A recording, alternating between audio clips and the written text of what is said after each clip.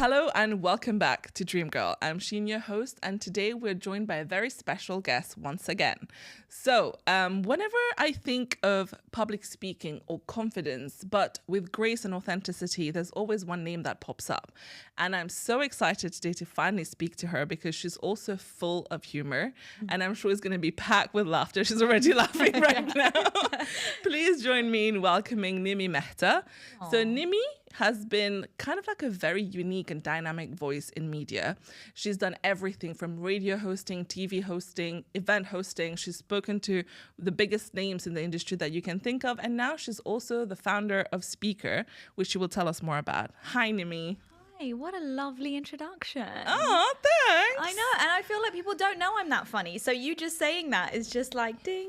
I was paid to lie. I know. We've got to be very careful today because we can sit down for hours talking, but and get cancelled. I'm so honored that you have me here, and I'm so glad we could finally make it happen. So thank you. Me too. I mean, I think I should tell a bit about the backstory. I've been begging Nimi to come on for the past 3 years, and she airs me. She ghosts me. She's been the hardest to find, but now I finally trapped her. You locked me down. Yeah. So tell me, Nimi, how are you? How are things? Amazing. Mm-hmm. Really, really good. New season and kind of just getting into personal, professional run of things. And yeah, I feel really good at the moment. I like this. And I think recently we had a catch up and you were telling me how you're now doing your own things, right? You're running the show yourself. How does that feel now? Oh my gosh. I think you'll agree that like ownership is everything. And to go from, working from really big media institutions and still working for one to this day in Dubai One TV, which is beautiful. I think there's something really powerful about knowing that you can do that and also own other things that really, really are so close to your heart. And I think that's been really transformational for me in not just a professional sense, but even personally. You're learning so much as a brand new entrepreneur. You're learning about yourself, how you handle people, how you do business, because you're creating your blueprint and your roadmap essentially. And so it's been really interesting. I've been discovering myself along the way. Oh, I love that. Love that. Very, very eat, pray, love. Yeah, it really is though. My gosh, I've been having that lately. Like I speak to my therapist and then I speak to my mum the next day to kind of like decompress everything. And I break it down and I'm like, I wasn't even who I was yesterday. That's the rate at which I'm changing at the moment. And it's scary, but at the same time, so liberating, because who you'll see today and who I'm talking to in the same questions you'll ask me that tomorrow, it could be completely different. So it's quite unpredictable. And I think that that's kind of where the joy comes. I get excited by the unpredictability. Oh, okay. Let's deep dive into that because, I feel like the fact that you're saying you are changing every day means that, first of all, you let go of the shackles of being who you are and holding on true to that, but also being flexible with the change and welcoming change. And I think that's one thing all of us struggle with, which is welcoming change, because change is very uncomfortable. We hate it. So how did you become comfortable with it? Yeah, I think I recognize the first thing I recognized was I'm a 200% person. So every single day I need to show up as the 200% version of myself, personally or professionally. I want to be the best partner I can be. I want to be the best founder I can be. I want to be the best TV host I can be. All of these different hats that I wear. It's showing up. And that's the first thing. The second thing was that I used to be the person who wanted to control everything. I thought I had a roadmap in my head of what my dream was and what I wanted to be one day. And I think all of us will attest to this, that the dream always changes. Like the goalpost just always changes. Okay, I became a radio host. Okay, I did that for 5 years. We got amazing ratings. Okay, cool. Does that mean I stay there forever? No, because what's the next thing? I got antsy, I got like ants in my pants where I was kind of like, what's next? What's next? And it wasn't that I wasn't present in the moment. I so was. But I think that's always trying to level up. And I'm always trying to be the best version of me. And so that's when I left radio. And that's when I decided, oh my gosh, I have no idea what I'm going to do now. And that moment, by the way, I had nothing lined up after radio. Like nothing. Didn't know how I was going to pay my bills, my rent, my anything. Like how was I going to exist in a country where I don't have my family here, right? Nothing to fall back on. It's scary for anyone. But I think then what happened was all these doors started opening And I truly believe in this energy and this, that we channel this energy. And the second we close those doors, new ones open. Literally, I'm talking about in the space of 30 days, I got a call from Do I Want TV that will you be the host of our new show? And that's how it kind of started all going. And then, of course, in that creative space, I create a speaker. So it just allows me to constantly think about what I want to do differently. And I think you will agree to this, that every single day I do kind of like a self-evaluation at the end of the day. And I'm kind of like, what did I do? What did I not do? What do I want to do differently? And then tomorrow, that is the person I'm going to be. And it's a trial and error process, I think. I agree. And that's one thing for me, it came to me very late because I realized that I was letting things and meetings take over my life, and then I'm going with the flow of that, but it's not very intentional. And then you feel depleted sometimes because you're not doing things that drives you. And I remember what I did was I started color coding my calendar. So I'm like, I need to see a very balanced distribution of colors, whether it is seeing friends, talking to my family, doing things that I like doing, work things. And then it started taking a better shape. And then now I know that I'm showing up my best because I'm not depleting my energy. But I want to highlight what you talked about, because both of us have had such important life pivots, right? Where we completely changed the narrative of what we were building towards. And then we're like, okay, well, actually, maybe not. I want to do a bit more of this, a bit more of that. And you said you took that bet on yourself, basically, right? Where you said, okay, I've done this, but I feel like there's more to do, more to me. And you took that risk. And I think this is where a lot of people kind of like get lost. Okay, so currently I'm talking to so many friends who want to quit their job, but they won't do it out of fear. Fear of the unknown, fear of what will happen. We've always been training for this job. I really wanted this career. I have it. Why will I let it go even if I'm unhappy? So what's the mindset shift that we need to happen here? I think for me, I had to outweigh the fear. I had to outweigh which fear scares me more. So that fear that you just spoke about, which was, oh my gosh, but this is all I've known. And I've been training my whole life for this. And I thought this was my dream. Am I going to leave it? All these thoughts were going through my head when I was deciding to leave the radio.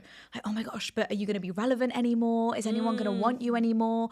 You attach your name to a company brand. That's in any industry you're in, right? Our identity becomes attached 100%. to that company. But then there was the other side of fear, which was, so is this going to be the rest of your life? Are you going to wake up at 4 a.m. every single morning and come to the studio and do a show every morning for 4 hours and then be exhausted by 1 p.m. every single day? Are you not going to have the capacity to do anything in the evenings because you have to wake up so early in the morning? Are you going to have any personal or professional growth in any sense? Are you going to continue to not be valued anymore? Are you going to feel inspired when you wake up every morning or not? Are you just going to continue like this? And that fear of not changing scared me so much more than staying in it. And I think that's the mindset shift that we're talking about, because it was outweighing that. And granted, for a lot of people, the fear of leaving might actually be higher for them. Okay, well then I don't think you're ready. And I think that that's okay to say that. I think when you leave, if you leave when you're not ready, I think what happens is regret and a lot of regression straight away. And you get into a negative kind of victim mindset because you're like, oh, but that happened to me and this happened to me. And, this is why I left. But look, it's not working for me. And you're negatively, energizing a space which isn't going to fuel you at all. So I think that you have to superset your intentions before you decide to make a leap like this. And no, by the way, I knew that regardless of if I leave, whatever happens, but this is my decision. I have taken it for myself. And I think I always just saw my future self. And I just thought that when I'm 90 years old and when I'm living, my dream life and I'm in my dream home and I'm sitting on that deck and I've got this rocking chair, I'm looking at the sunset, what is she going to remember? Is she going to remember that, oh, I'm so glad you stayed at that job that, you kept going at every single day, didn't really enjoy it, but you kept doing it to pay the bills? Or are you going to say, Nimi, I'm so proud of you that you left that and you tried something different. You took a shot at yourself. You did it. That's what I'm going to look back at. And that's what I'm going to look forward to. So I think that was the mindset shift for me. Oh, that's so beautiful. Also, you're so good at painting a picture. I was with you on that day. Yeah, Just now. yeah. Oh, I love that. I love that. You will be when we're 90 years old, We'll be just there rocking. Yeah.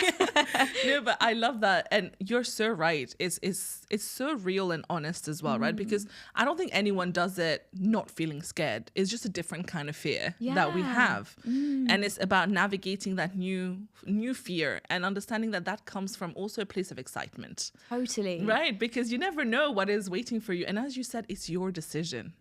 So now it's up to you to make of it whatever happens. And, you know, I love this quote which says that a bird doesn't land on a branch because it trusts in the ability of the branch not to break, but it trusts in its ability of its wings to fly off if the branch does break. So beautiful. Right? And it's Yeah. exactly this. You know that I'm going to try this, but I'll back myself. If it doesn't work out, we'll figure something else out. We always do. We always do. That Yeah. job will take you back. Yeah, they will take me back. I was brilliant. Exactly. You know, you have to back yourself Exactly. so hard. But one thing that you spoke about is that excitement. And I think that one thing that we also get really, really confused about as humans, by the way, is the difference between anxiety and excitement, right? There's actual symptoms of anxiety and excitement that mimic each other. And I'll give you an example. So I want you to imagine you are at your favorite artist's concert. Okay, Coldplay got sold out. Okay. Yeah, we're there. Yeah. Okay. So Coldplay, front row, you are there. You've been, waiting a year to see them. You've paid so much money to be there. They're your favorite. Okay.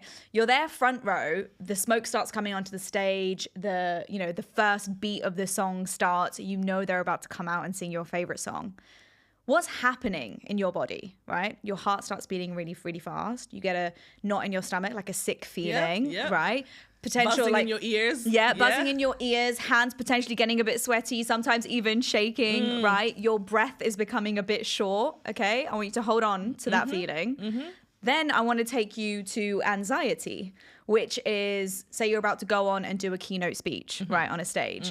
Okay, so what's happening to your body? You're really nervous to get up there. Your heart's beating really, really fast, okay? Your hands are potentially getting a bit sweaty. Your ears are buzzing. You have that sick feeling in your stomach. You see where I'm going here? Yep. The same symptoms, physiological symptoms that are occurring when we are exciting and when we are excited and when we are feeling anxious. And so what happens is that we blur the line. Sometimes we are excited, but isn't it also a feeling of like anxiety? But then sometimes we are anxious, but we're also really, really excited to get up onto that stage. So understanding that there is that blur between the two, I think also keeps things really exciting, because I'm kind of like, okay, I'm nervous, but I know this is good nerves. Right? It's positive nerves. Yeah. And I'm excited, but I also know that there might be just a tinge of nervousness or anxiety in it. Yeah. It's normal. We're human. Exactly. That you've just, again, painted a beautiful picture of just being human. Yeah. We are always excited, but anxious a little bit. Yeah, exactly. I mean, you host a podcast and you do this, and you do it so well. Naturally, of course, you're excited by it because you've done it so much by now, right? But you would be human in saying that, every time I'm about to record an episode, I still feel a bit nervous. Exactly. It's when reality. when the camera turns on, because you're now focused and you're like, oh, let me make the best of this. Exactly. It's very normal. Yeah. And I think, I like that you said that. Okay, where were we going with this? Yes, Yeah, it's normal. where were we? I knew this was going to happen. Us just going off on we're tangents. on a different tangent. Yeah. But we were talking about pivots and doing it scared. But now I want to talk to you a little bit about confidence, right? And the thing is, I think we're both very confident people. We come across as extroverts. I'm not sure if we are fully extroverts. I think both of us are not, right? No, yeah. Isn't not that at all. interesting? Yeah, because I think people would assume we are. Yeah. Because people of what we always do. So would you say you're introverted, extrovert? Absolutely, I'm both. And I think that different environments bring different versions of you out. Different people bring different versions of me out. Some people bring out more of the introvert in me. Some people bring out more of the extrovert in me. Some environments, like the stage, bring out the extrovert in me. But some social settings where I'm in big groups bring out the introvert in me. So again, I never like to just label myself as one thing. And I don't think any of us should. We're not born introverts or born extroverts. It's just the certain environments and the people that we're around that bring different versions of us out. I agree. I'm the same. So I bounce off energy a lot, right? Yeah. So that's why both of us get along so well as well, because we have the same energy. But I feel like, as you said, on stage, I turn it on, right? Because I know now I'm here, I need to get everybody on board with me. And then I remember one time I was at a big party and I just was not vibing with the people. And I was just sitting there in a corner. And I remember this girl made a comment being like, is she the one who like has a podcast and like is talking on stage all the time? She's very quiet. And I was like, oh, that's the first time it clicked that you're not the same all the time. And I think for me, the takeaway is quite positive, because it doesn't mean that you need to be an extrovert to be confident. It doesn't need to be that you need to be an extrovert to be able to do public speaking. And I love that this is exactly what you are reminding everybody of, and you're building it around. Yeah. And, you know, confidence has become such an important thing, because all the terms you hear nowadays, especially when it comes to women, are, oh, imposter syndrome, oh, I don't feel like I belong, or I don't know if this is for me. How did you decide to get into this arena of like confidence in public speaking? Yeah, you know, it's been a journey for me, because I personally am someone who has struggled so much with her confidence from a very, very young age. So if you were to meet me when I was even up until, I'd say, the age of 18, you would not even recognize me. I was in the corner of the room. I didn't make eye contact with anyone. I didn't want anyone to know who I was. I wanted to be invisible. And my mum will attest to this. When you meet her, you will see that that's all I wanted to be. That's why she's so shocked at what I do now, because she's like, who are you? What's happened?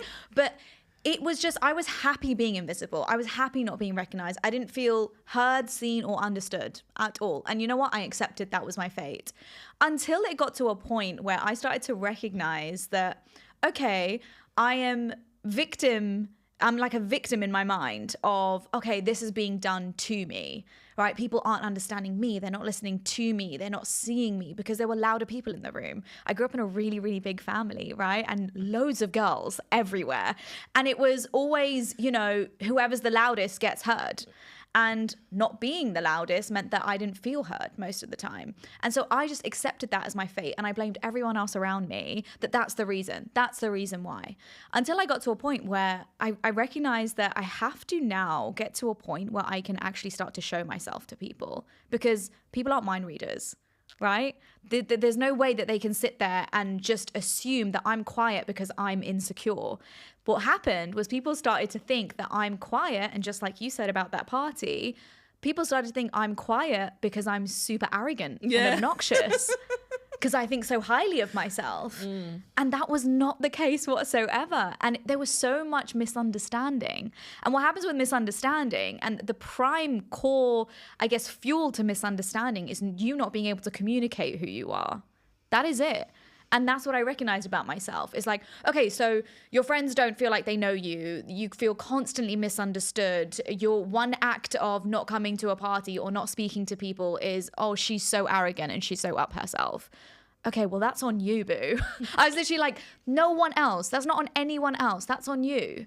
Okay, because they're just going off their own, whatever you're giving off, like your body language and your presence. Okay, well, we need to shift that. We need to change that.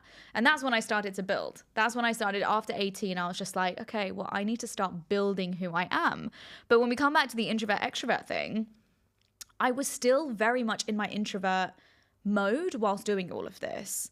I actually feel like I'm my most confident when I'm in introvert mode.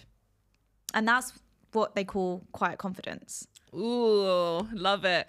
Click, click, click, click, click, click. And it's so true though, right? Quiet confidence. You probably recognize that with a lot of people, right? They walk into a room, they don't have to say much, but it's in their presence. It's in their body language. It's just the way that they ooze around the room. That's quiet confidence. They don't need to speak about their success. They don't need to speak about how rich they are. They don't need to speak about what they're doing and how great they're doing. It's not necessary. It just speaks volumes in their presence and their energy and their aura, right? And that's the difference between quiet confidence and loud confidence. And actually, I think loud confidence and the people who are loud and I do this and I have this and I'm this success and I've got this coming up, these kind of people are seeking that validation so deeply that actually I empathize with those people in the rooms more than I do with the quiet ones. Okay. I'm glad you touched on to that. That was actually on my list of questions. to Okay, ask you. amazing. Okay, because when we talk about confidence, there's such a fine line between being arrogant and being confident, right? And I always see it as arrogance is a bit of like only over evaluating your abilities and completely ignoring your weaknesses. Yeah. But a confident person recognizes equally their strength and their weaknesses, right? Which is beautiful. But tell me about loud confidence and quiet confidence again. Like you've described what both people look like, right? But how does one avoid, it's very easy to avoid becoming the loud confidence people, right? It's just, but the problem with that, which I'm sure a lot of people will raise, is that as you said, sometimes in a room, the loudest person gets heard, whether it is in a workplace where the loudest person might not be the best performer, but they're still preferred for a bonus or for a raise. So then how do you manage that fine line of being quiet, confident, and other people recognizing that? I think when it comes to, great question, by the way, gosh, you're good. When it comes to, say, let's specifically use like a professional setting for that, right?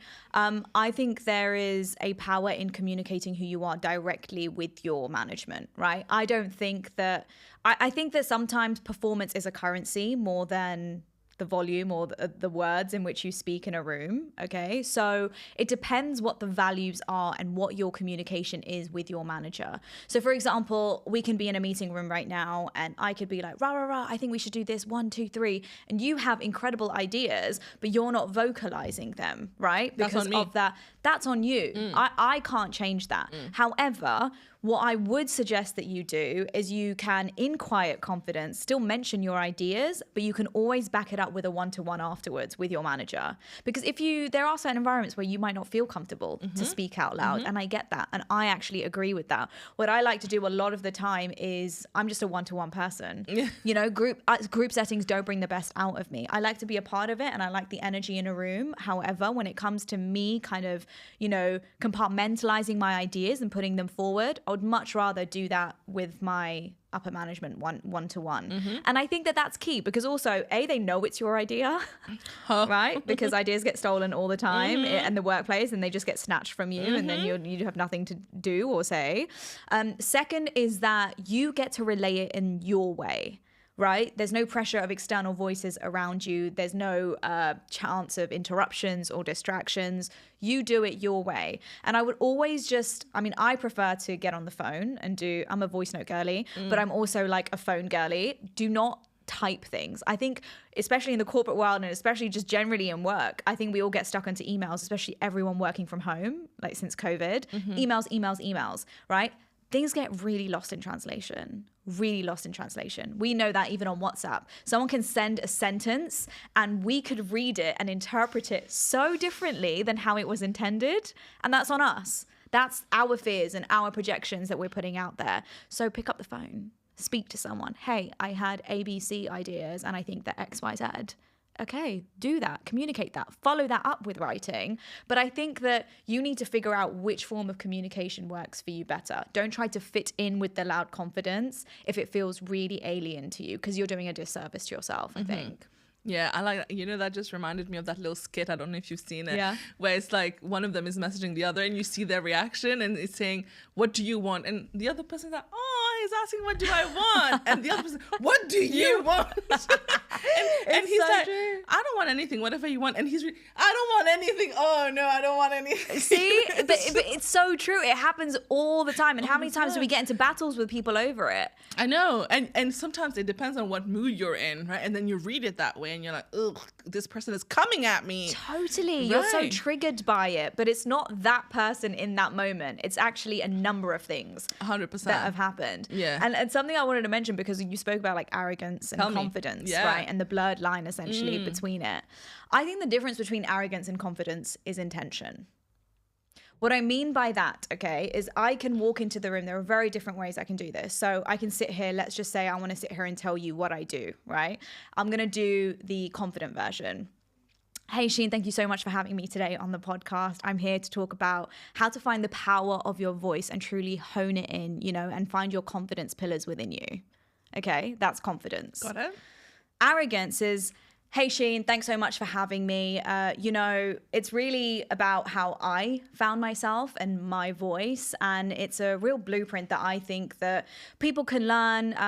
Some people are exceptional at it and some people are not. And you see where I'm going with this. I love the smirk, by the way.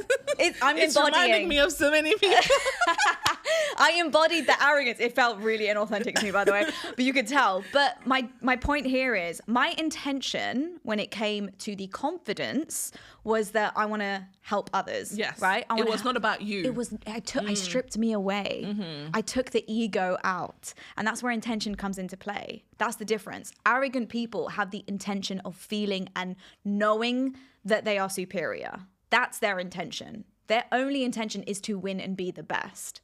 Confident people recognize that that is not the top priority. Confident people actually recognize that their intention is to serve the people around them and help them be better. And would you say that confident people also do not require others to recognize their strengths or their achievements?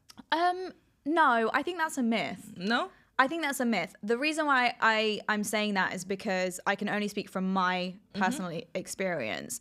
And as confident as I am and as much as I back myself and I genuinely believe I'm great at what I do, not tooting my own horn, that's just me being confident, is that I 100% am still human. And let's come back to the human side of I do seek validation. I do love it when people say, this was great. You did such a good job. These are the words of affirmation. Do I need them? No. That's the difference. Yeah. That's the difference. It's just between needing and wanting. I don't need it. I don't need it. I want it. It's just nice. Yeah. It's lovely. It's nice. Isn't it nice? Yeah, that's why I asked, because I always think, is that me not being confident if I'm still seeking for people to tell me, not seeking, but I love it when people tell you, well done, congratulations, this is really nice. I'm like, yeah, how wonderful. Right. And I think that but that energy kind of like recycles. You're going to pass that on to someone else as well. That good vibe and that good energy. But I don't think that means you're not confident. Agreed. I just think we're human and it's really, really nice to hear nice things sometimes. Exactly. Okay, love that. Yeah. Okay, I'm going to take you on a little tangent now, just because you were talking about arrogant people versus confident people. But one question I get asked a lot as a podcast host is, how do you interview a celebrity?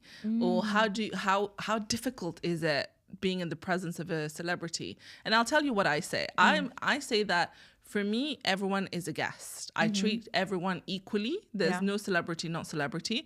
I can respect someone's work and someone's achievement, but I'm not a fangirl. Yeah. So I never get into that mindset of a fangirl, and I always and I believe that any guest, be it celebrity or not celebrity, they will take the amount of space that you give them. Yeah. So if you let them take over the podcast, they will take over the conversation. So it's just about you managing, again, you being a good host. Yeah. But because you've also dealt with a lot of celebrities, how do you approach this?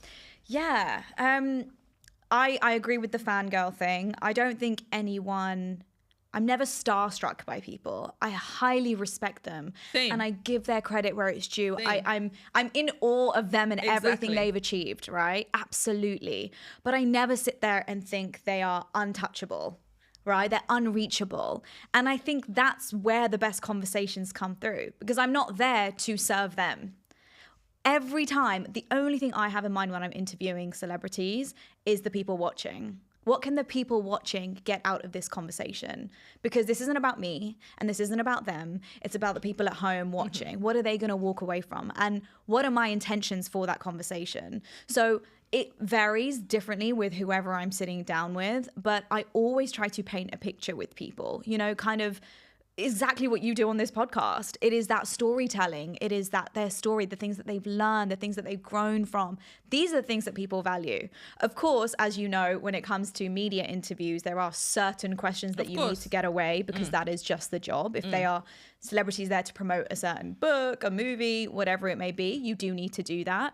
But I think I'm just always focused on the listener or the viewer. That is all I have in mind. Specifically even when I'm carving out my questions that I have to send over for pre-approval, I will send the questions that I have to do, right? But I will always, every question is for how can I serve the community that are watching? Yeah, that's very good. Exactly. So you treat it as any other interview, right? Absolutely. It's just about the value that they can provide. And I'm sure they have a lot of value to provide. So how do we make the most of the little amount of time we have? Totally. And let me tell you, these people do a gazillion interviews, right? And you're just one of them. So also, I'd be lying if I didn't say that I always try to also stand out. Same. Because they're getting the same questions over and over again. Oh, how does it feel to put this movie out? Oh, tell me more about the book. It's lazy journalism, I think, right? Let's get creative. And the only way I get creative is thinking and knowing my audience. Yeah. What do my audience want? You profile your audience, create an avatar for your audience. What is it? What are their pain points? What is it that they want to listen to when they listen to this conversation? And I'm not talking about the juicy gossip stuff. Right? It's called journalistic integrity. Yeah. I will never, ever cross that line with a celebrity because year after year, I've noticed just because I vibed really well with one, they always come back, right? They trust you. And I had this, Jada Pinkett Smith was an interview that I had to do. And it was, I think I got it was me and 2 other media outlets that got an interview with her. And I was so nervous and scared because I'd met her previously the year before in LA. I was like, she's not going to remember me. Oh my God, what is she going to think of me? And all of these things. And I jumped on this call an hour before I got told that she's willing to talk about the Will Smith Oscar incident. Right. An hour before, I was told by her team that she's willing to open up about it. And I felt so uncomfortable. I was like, well, how do you even structure a question? Yeah, what do I even ask? What do you, so tell me more about the slap. Is that what you say? No. So let's talk about the slap. We're never going to do that, right? No. Because we want to be trustworthy because we built a reputation as journalists and presenters, but I wanted to approach it in a really authentic way that actually I wasn't looking for goss or juicy or headlines. I was just looking for my viewer, for my listener. What can they learn about Jada's journey? And so it's so embarrassing. But she was literally I sat there and I was like, oh, okay, so Jada, of course, you could tell I'm so uncomfortable doing it. And I was like, Jada, the incident that happened, what have you learned from that incident and how have you grown? And she was like, she just paused and she was like, what incident are you referring to? Because there's been many. And I was like, oh, I realized I didn't even clarify which incident I was talking about. I didn't even just clarify. In general. Yeah, I just generalized it so hard. But you know what was really telling, and I think that you can probably attest to this, is that every time you do an interview, you learn so much about yourself and the way you ask questions, right? You post-analyze. And I walked away thinking, you're really uncomfortable with asking these hard-hitting, straight questions. It's not something that's authentic to you, so don't do it anymore. Just don't do it. Don't try to be that. Because what actually fuels me and makes me feel really, really fulfilled after walking away from a conversation with anyone, celebrity or not, is that I feel like I've been sat around a table with my friend. And that's what I want. I don't want it to be like an interrogation or that I'm trying to get something out of them. So it's always my intention to think about the viewer and the listener and what they're getting out of each conversation. Oh yeah, that's beautiful. I agree. I think even for me, at some point, somebody gave me really terrible advice, which was, you need to go for vulnerability and target that. And I was like, I cannot. I am not someone who will make someone cry on purpose. And there are podcasts where they will literally tell their guests that we expect you to open up and cry on the podcast. No. Yeah. Wow. It's literally asked beforehand as the prep. Imagine. So I don't like it. I'm like, I like vulnerability, but it needs to come naturally. It needs to come for both of us to be comfortable. And in that space where it comes out, and it has happened many times, and I like it, but I cannot, as you said, I can't upright be like, hey, do you want to talk to me about that traumatic phase of your life? No, totally. And by the way, it's all about setting the tone, right? We have to hold that space for someone. And one technique that I found really, really works for me, just a bit of insider knowledge, is that Gary Vee is a great example. Before we even started rolling with Gary Vee, I sat him down and they were fixing the mics and doing all the tests. And I was like, Gary, this is the second time I was interviewing him. No, that was the first time I was interviewing him. And I was like, Gary, I see a lot of your content. My dad sees a lot of your content. And, my dad's 60 years old now. He has been hustling and he's been working his whole life. He's got to a point now where they are doing very, very well. What point does it stop? I just want him to stop and I want him to enjoy what he's created. How do I do that is what I asked Gary. And Gary turned around and he goes to me, Does it ever occur to you that he doesn't want to stop? Him stopping will make you happy, right? And it won't make him happy. Anyway, the point of this story is that set a really close connection between me and Gary before the interview even started. And so then when I did actually get into my interview questions, Gary gave me his authentic self and he put his heart into every answer.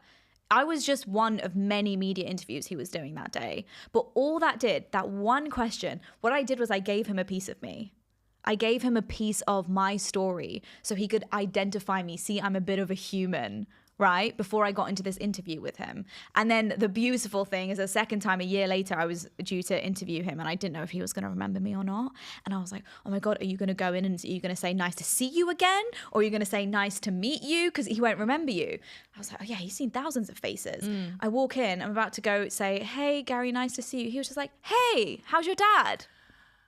Oh my goodness. And I was like, that is what I'm going to do every single time I interview someone. It wasn't intentional at the time, but look at the beauty of what it created. Not just in that moment of a great conversation between me and someone, but also a year later them remembering you. And that's what stays with people when you share a piece of you.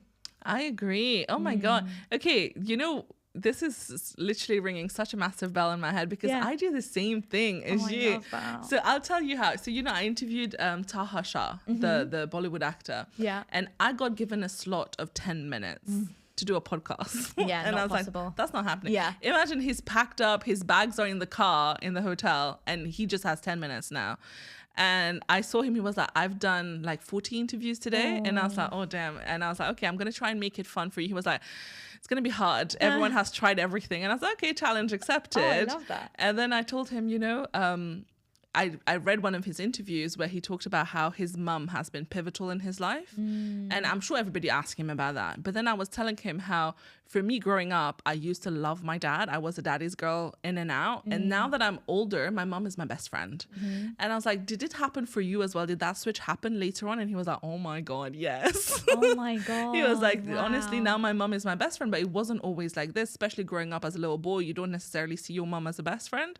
And that conversation we had for 10 minutes was incredible after that. Yeah. Right. And then at the end, he was like, okay, you know what? You won the challenge. This was completely different to the rest of the interviews I had today.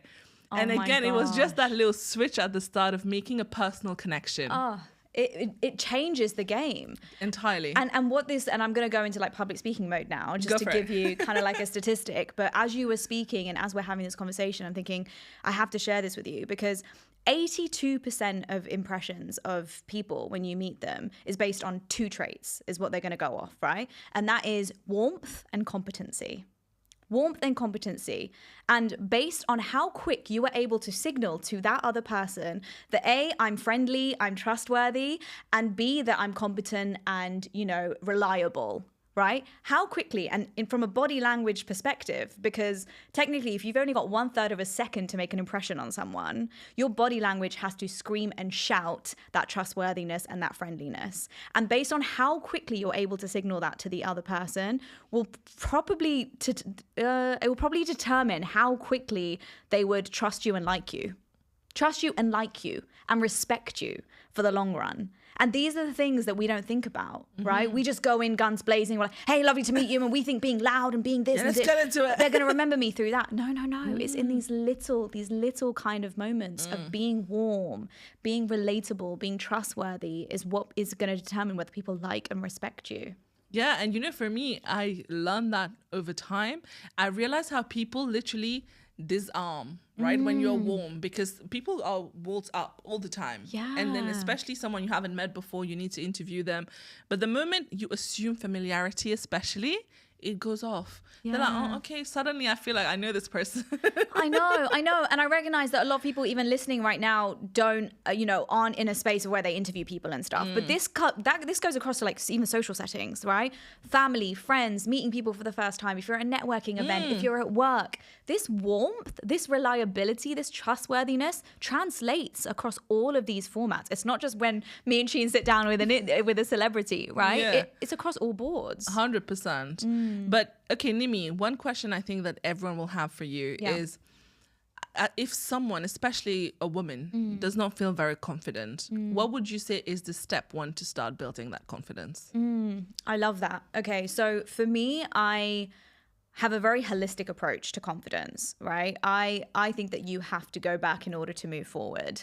So what I did was I went back to my childhood and a lot of retrospection and a lot of what has influenced my voice. Because I can sit here and tell you like, okay, you can do this, that tomorrow to be your most confident self. The truth is there's no sustainability or longevity in that.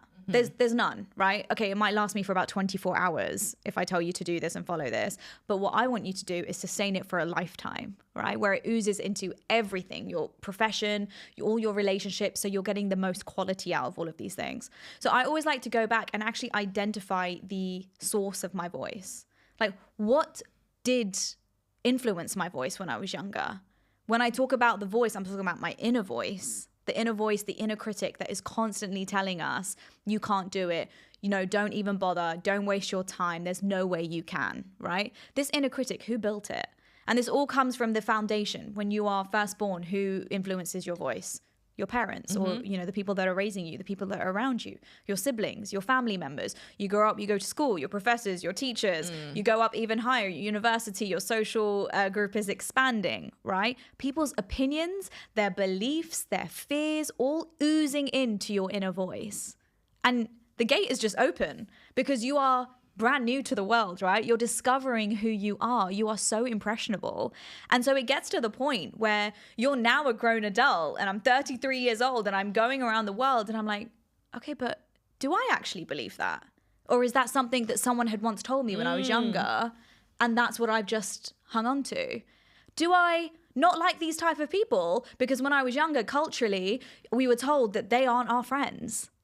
All these kind of cultural, societal conditioning that has really come on us from when we were a young age. Unfortunately, it's a lot of work is what I'm here to tell you. And I'm sorry I don't have an easy fix for it. But what I like to do when I work with people is break through all of those layers. And what we do is then identify what your voice truly is. And that is that foundation. That is where we start rebuilding. So the good news is it's absolutely possible. If you feel like you haven't had the strongest foundation, if you feel like, oh no, but I'm X years old, like how it's too late for me now, it is absolutely never too late. So I would say that's the first step. Before we even get into the rest of the things, I would say the first layer is to identify your voice and the influences on your voice. And then once you've built that voice, by the way, and you know who you are and what you stand for, evaluating the people around you and evaluating your social circle and recognizing who's actually influencing your voice in the most powerful, positive way possible. Because if there's certain people in your circle that aren't, they have to go. It's a choice, by the way. No one's holding a gun to your head making you be friends with these people or know these people. And I'm talking about even family, friends. I'm talking about even parents. Okay? Yeah. It's a choice. You have a choice. Are you going to live life for yourself and be the best you can be? Or are you going to allow people to hold you back? It's a choice. Oh, now that you've touched on that, I just remember this is something I wanted to talk to you about as well. Yeah, go on. I told you 1 hour would not be enough for us. Yeah, I know. But when it comes to friendship, I remember back in the day you shared on your stories on Instagram where you were talking about how, we sometimes when we grow up, we lose friends. And sometimes there might be people who are really close to you. You have incredible life experiences that you've shared, but then suddenly you lose them. And especially now that, for people like us where your life, people seem to think that your life is public. It's not entirely public. No. We choose like the highlight to share, right? Absolutely. But because of that, you might start to see people's reaction being a little bit different to you. How do you navigate that? Especially, I guess for it to be applicable to everyone, more like the ever growing and evolving nature of relationships around us. How do you navigate that in a way that, kind of like protects your peace? Because at this point, if I keep protecting my peace as well, I'll have no friends from the past. You'll be on a private island somewhere. It'll be just me. But yeah, how do you navigate that? Yeah, it's really, really hard. And I feel like I'm constantly learning, right? I feel like one thing that's really, really powerful is when I was younger, I was a tomboy.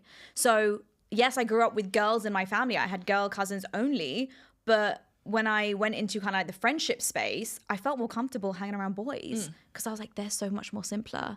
There's no kind of attachment, no strings, nothing, no expectations, no drama. And I was like, this is lovely. This is here.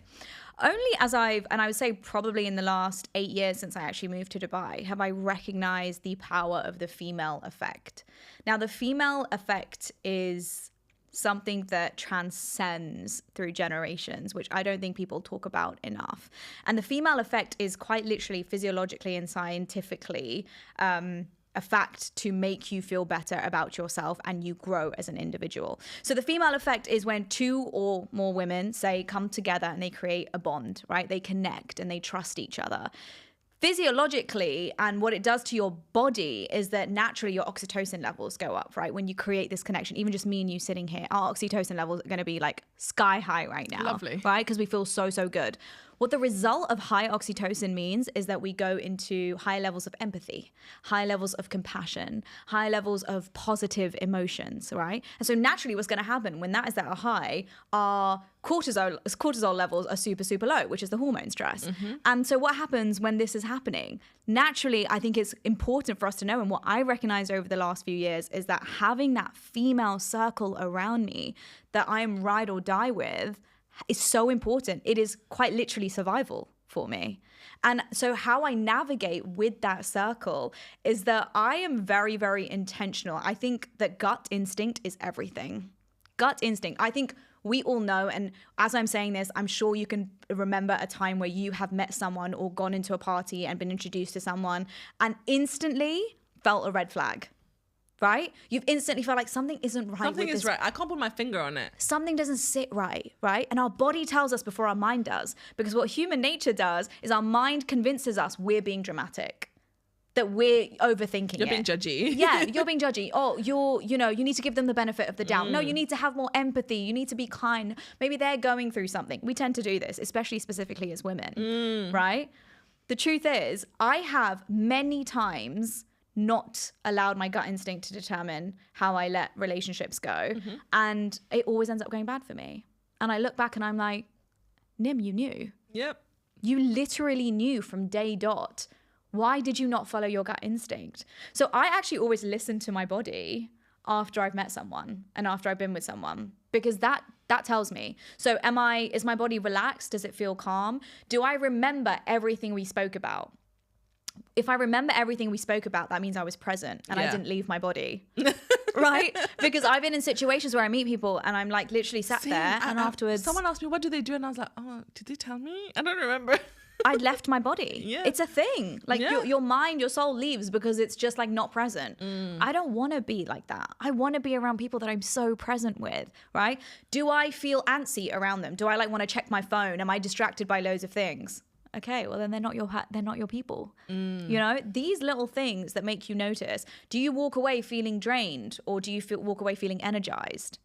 Were you sat there talking about your dreams, ambitions, and goals, or were you sat there talking about terrible things that only bring only bring negativity to you? What is it? And you have to evaluate that. Again, this is not going to happen subconsciously. You need to be super intentional and conscious about these things. And so I'd say it's been a process for me.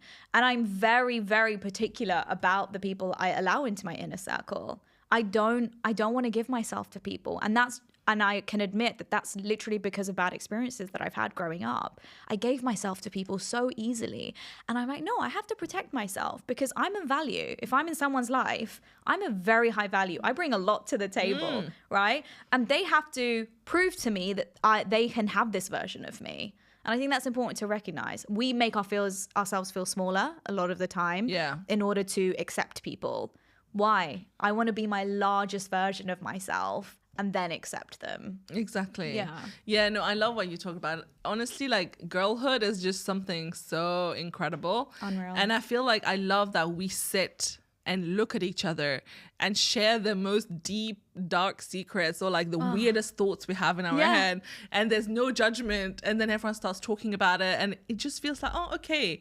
You feel seen. Yeah. Right? And it's so nice. It's so nice. But another thing I'm going to add to this is when you said how to filter through people, you know, how they make you feel. Another thing which my mom actually told me to do was think about when you have something to celebrate, will you tell that person? Because that's a very good way of assessing whether you know if this person wants to win with you. You know, because a lot of times, a lot of people are very good to you and then but they don't want to see you win. Once you start winning, sometimes they change. And that's a very good filter as well, I think, overall. Totally. And just to add to that, when a really great test, like a good friendship test is like, and we do this to each other, by the way, every time we're winning or anything's happening, we're like, go girl, like you go do this. Like, it's just words of like love, you know, and validation.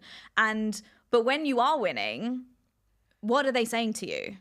So who's responding with, oh, so how did you do that? Yeah.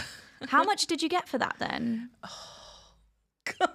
Oh, you bought a house. Oh, so where is it? And how big? How big is the house? When did that happen? Yeah.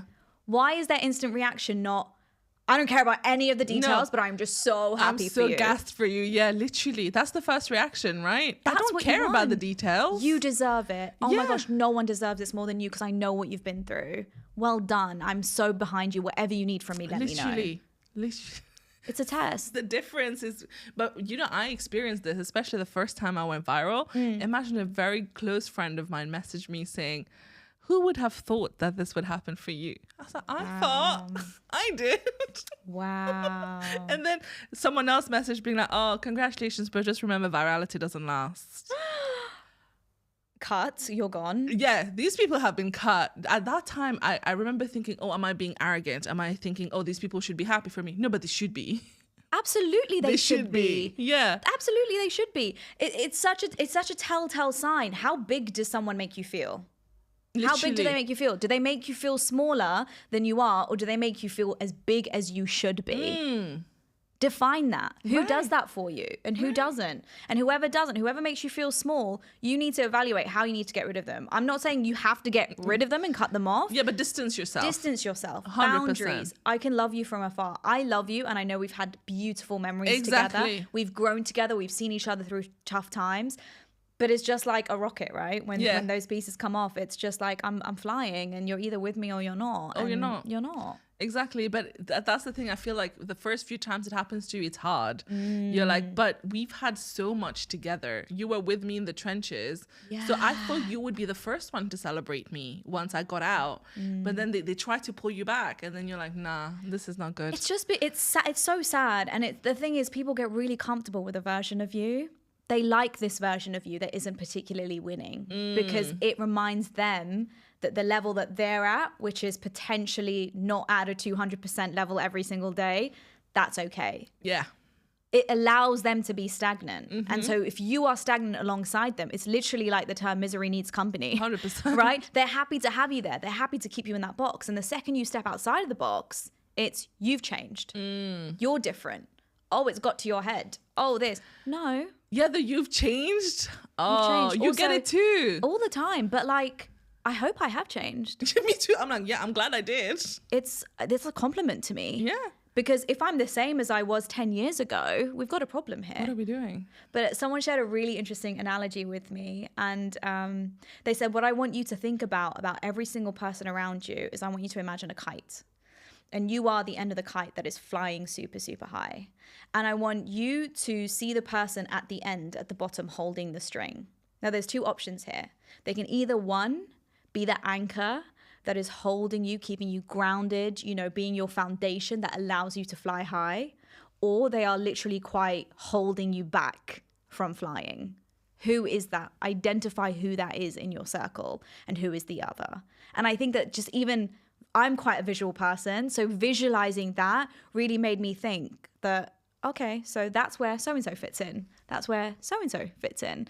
And I think that I can very, very confidently say that the people that I've had around me truly have determined the success that I've got in my life. It's absolutely me as well, of course. That doesn't take away from everything that I've done, but it's the positive, it's the powerful external voices who have influenced my confidence. I think it also comes down to, I don't know what your parents are like, and maybe you can share with me. I will. But one thing that my friends have said to me constantly is, I know why you feel so great about yourself all the time. And I'm like, why? Like, friend after friend, every single time they're like, now I get it. Now I get why you love yourself so much. And I'm like, what? They're like, I just met your mum. I just met your mum, and your mum, all she does, like Nimi can take a step and she will say that is the best step anyone has ever taken in the world, right? That's where I get it from. Yeah. These words, all I heard my whole life was, you are the best, you are amazing, there is nothing you can't do. And the reason I'm sharing this is because you cannot take away, for any parents listening, you cannot take away from that power of your words. What you say to your kids and how you speak about yourself in front of your kids is going to completely shift the way they speak to people and speak about themselves. Oh, 100%. My parents are the same. Good. See, that explains it. It explains it. My sister and I are the same, very confident people because of the way my parents are.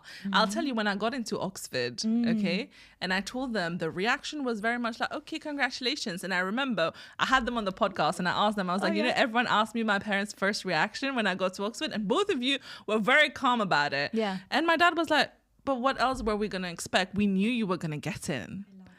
And I was like, oh, I never saw it that way. That for them, it wasn't a surprise. For me, it was a surprise that I got in. But for them, they're like, okay, but we knew you were going to get in anyway. Yeah. And that belief itself tells you how much they always believed in everything I do. Even when I tried to quit my job, going to influencing, they were always like, you do whatever you have to do because you will do it well. You know, and that support, that blind belief in you is something that completely shapes you as a kid. It's your foundation, right? And here we are today, and right? here we are today, winning. Winning. Okay, final question for you. Yeah. So one thing I've learned from you personally over the time that we've met is that, for example, you had a gig that got cancelled. And I remember I was so sad for you. Aww. I don't know why. Yeah. But then you were like, it wasn't meant to be. Yeah. And I remember thinking, damn, she is so cool about this. And a lot of times now, because I've seen you in action as well, and I know how you always talk about, you know, if something passes you by, it's not meant for you. It's okay. We move on to the next thing. And just now we were talking about, you know, missed business opportunities and stuff. You have a very positive attitude when it comes to closed doors. Tell me about that. Yeah, I love that. I don't think anyone's ever asked me that. Look, for me, have you heard of the burnt toast theory? Yes, but tell us. Okay. The burnt toast theory is essentially like, if you are running late, or if, you know, something is going wrong and you're missing certain things, or you're stuck behind a car on Shakeside Road and, you know, you're not on time. There is a reason all of these things are happening, to either save you from, you know, being in a potential accident, to save you from getting into an altercation with someone, whatever that looks like. So that's the burnt toast theory, is that your toast got burnt for a reason, essentially. For me, that's honestly how I conduct my life. That is honestly how I think about life on the flip side, which is that anything, I deeply, deeply believe that whatever is meant for me will come to me. And it might not be now. And the gig that you're referring to is the Salman Khan gig. It might not be now, but you know what? When it comes to me, it'll come tenfold. I believe in that. It's like that flow of energy. And then some people turned around to me and they said, oh, but it was meant for you because you booked the gig and it was going to happen, but it cancelled last minute. And I'm like, okay, yeah. And I get so much joy from even recognizing that I was chosen to do that. That to me is the win. It's not actually like executing the conversation with Salman on stage. That's amazing. That's actually the byproduct of the win.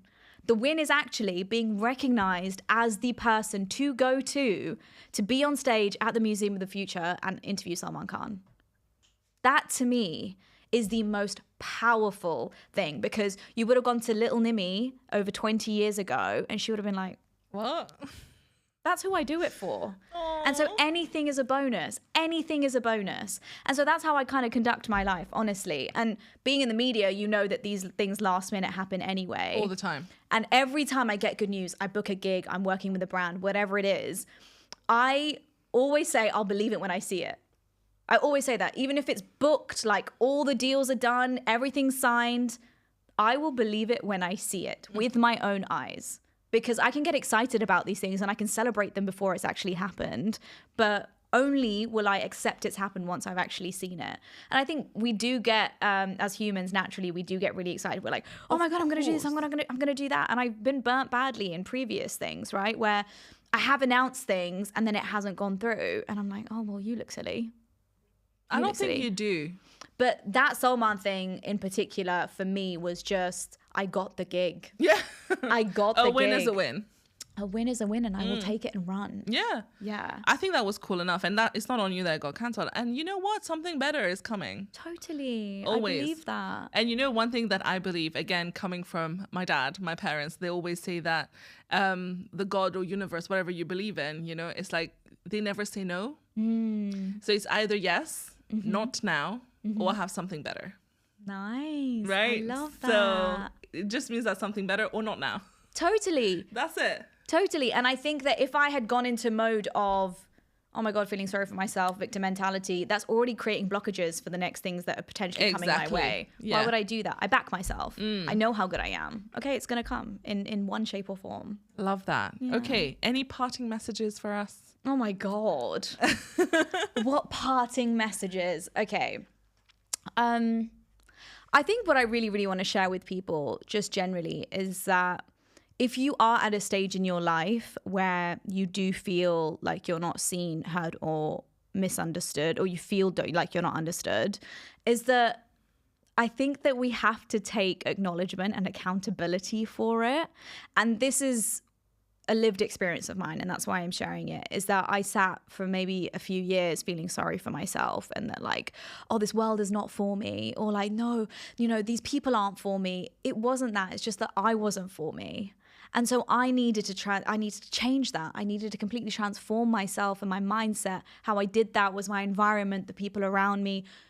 You are quite literally the only person that can do that for you. So first, I just need you to take accountability of that. And then trust me when I say you open that door, everything will flood your way that is meant for you. But just do it with pure intention, I think. I love that. Yeah. Nimi, you have so much to share. Yeah. And thank you for being here and sharing with us today. Keep doing what you're doing. I'm so happy that a lot of us get to shine your light and learn from you. So thank you so much and keep shining. Thank you. You keep shining. We're going to do it We're together. shining together, boo. Exactly. All right. Thank you. Thank you.